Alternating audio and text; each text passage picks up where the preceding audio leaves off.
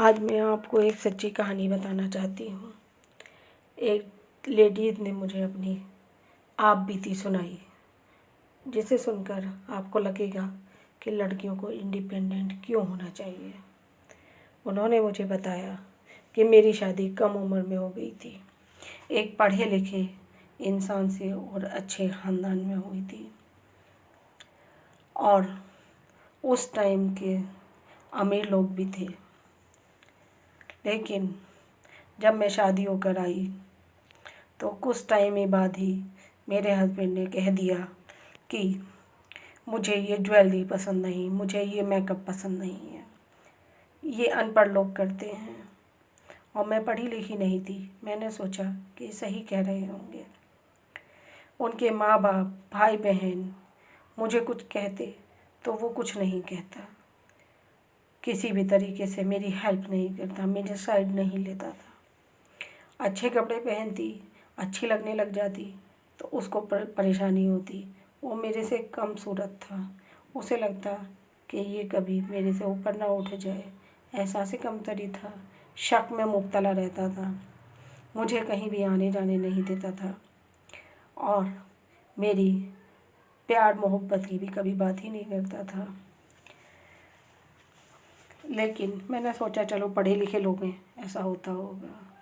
कुछ टाइम गुजरा तो उसको गुस्सा बहुत आता था। उसने मुझे मारना पीटना शुरू कर दिया, घूंसों से, लातों से, जो मिलता हो वो मुझे मारता। उसमें उसके घर वाले भी कुछ नहीं कहते।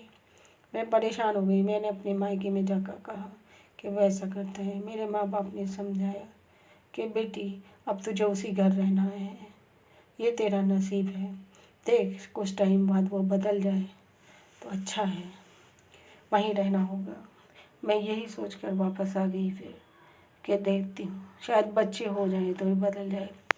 बच्चे हुए, लेकिन उसका गुस्सा वहीं रहा, उसकी मारपीट भी वहीं रही।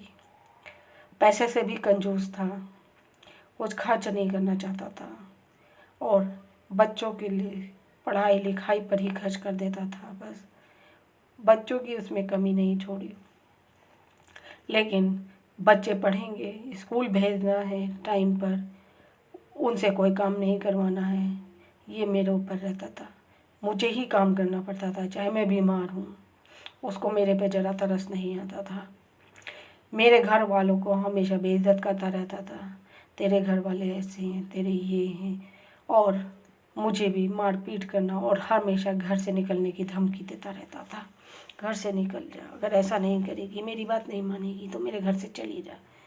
वो बेचारी या मैं बेचारी क्या करती, उसके हर जुल्म को सहती रही, यही सोचकर कि बदल जाएगा बदल जाएगा। कुछ साल बीते, बच्चे ही बड़े हुए। इन दिनों भी उसने कोई रिश्तेदारी भी सही से नहीं निभाई, कहीं लेन देन होता वो नहीं करता। इनकम अच्छी थी पर कंजूस था, किसी को देना लेना उसे पसंद ही नहीं था। मैं अपने मायके के साइड भी शादी में कोई गिफ्ट नहीं दे पाती थी और वहाँ जाकर के शर्मिंदगी महसूस करती थी कि मैं कुछ ला ही नहीं पाई हूँ। समाज में भी मैं ना देन लेन से परेशान रहती थी।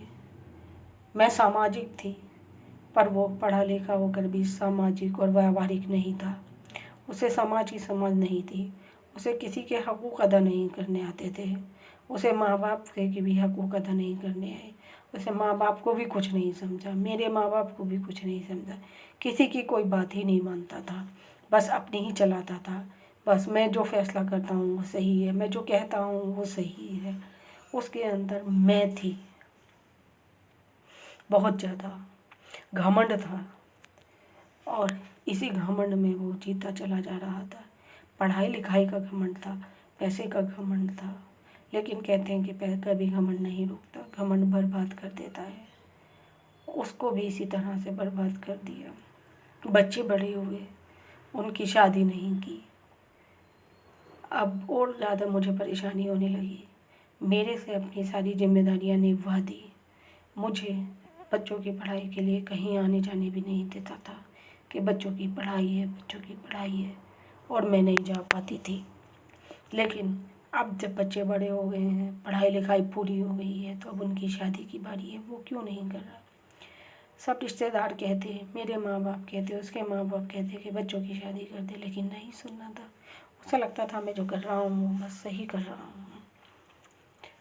दिखता था कि लड़के की शादी में कि नस्ल आगे की अच्छी होनी चाहिए, ऐसी लड़की ढूंढते ढूंढते लड़की ही नहीं मिली। लड़की की शादी इसलिए नहीं करता था कि दहेज देना था, और लड़के वालों के आगे झुकना था। उसको झुकना ही पसंद नहीं था।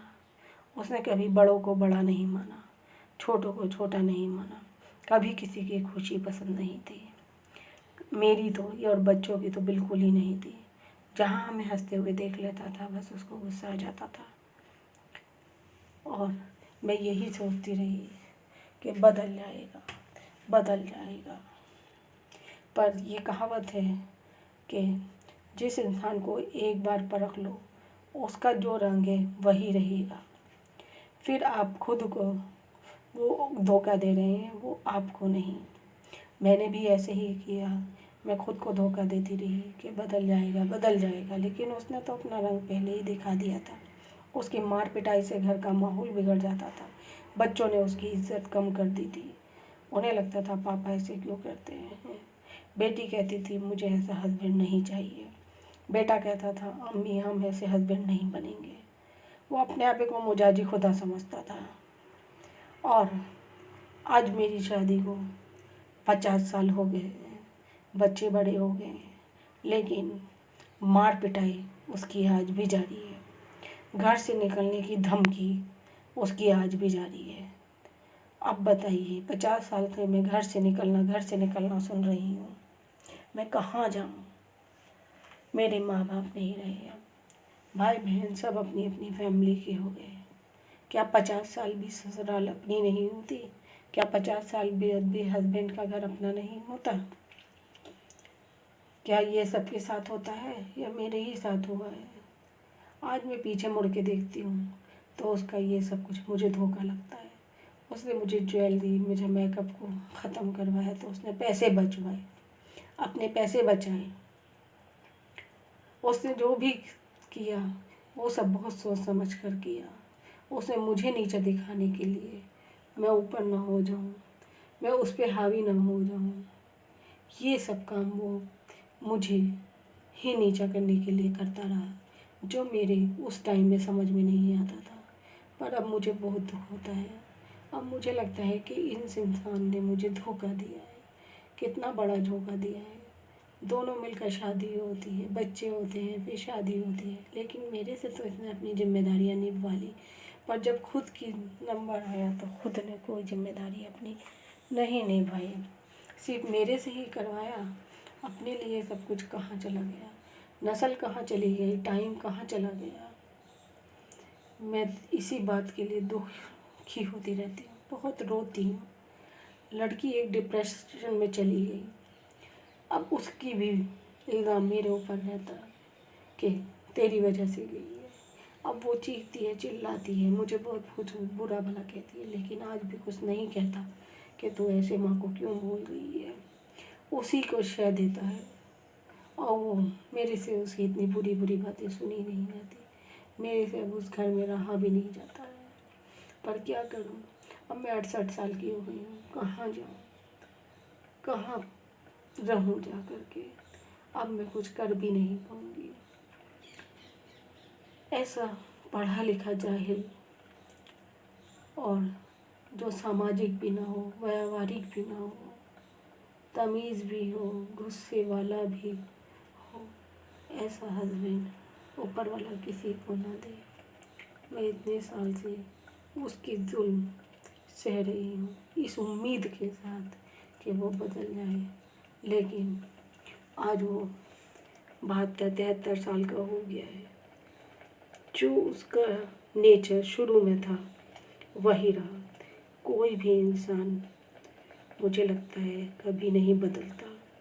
शुरू से जो उसकी नेचर है वही रहती है। जब बच्चे बड़े हुए उन्होंने अपनी शादी खुद इंडिपेंडेंट बनो, लेकिन उसने अपना कमाओ, उनकी शादी में भी कुछ घर खर्च बनाओ, नहीं किया। मेरे अरमान थे मैं अपने बच्चों की शादी करूं, हस्बैंड कहे मेरी कि घर से बहुएं निकल हों, जाओ मेरे पोते पोती तो हों, उसके मेरी घर बेटी छोड़ दो, कहलाए, मेरा वो तुम्हें नाम मारे आदर, पीटे, लेकिन मैं फौरन इन उसका सब घर छोड़ अपमानों से दूं। महरूम तुम्हारी रह गई। इज्जत है, अपनी एक इज्जत लड़की बताओ। की शादी नहीं तुम्हारे हुई, माँ बाप की वो बेइज्जती साइकी है हो गई, तो माइंड उसे जवाब डिसबैलेंस दे हो सकूं। गया, डिप्रेशन में चली तुम्हारे गई माँ बाप हैं, और कुछ वो कुछ उनको बोलती क्यों बुरा रहती है, भला चीखती चिल्लाती रहती अपनी है। मायके की इज्जत लेकिन बचाओ, मेरा हस्बैंड अपनी इज्जत आज भी बचाओ। उसको अपनी गलती नहीं और ऐसे मानता। आदमी के साथ उसी की वजह से वो जिंदगी ऐसी हुई है, गुजारने से ज्यादा लेकिन बेस्ट वो है ये नहीं कि जानता। अकेले ही आज भी रहो। वो इल्ज़ाम मेरे ऊपर रखता है जिस कि आदमी को तूने इसको ऐसा किया है। कोई मैनर्स ही ना हो ये भी मेरी गलती और नहीं अपने है को कि उसको खुदा मैंने से सपोर्ट कम ना दिया। समझता हो, उसको अब कौन बताए, डोमिनेंट कैरेक्टर का इसकी हो, शादी नहीं हुई से अपना बीवी फ्यूचर को नहीं दबाने नजर के आता, चक्कर में रहता हो, जिसकी वजह से वो डिप्रेशन उसे कोई में चली वैल्यू ही गई। ना दे।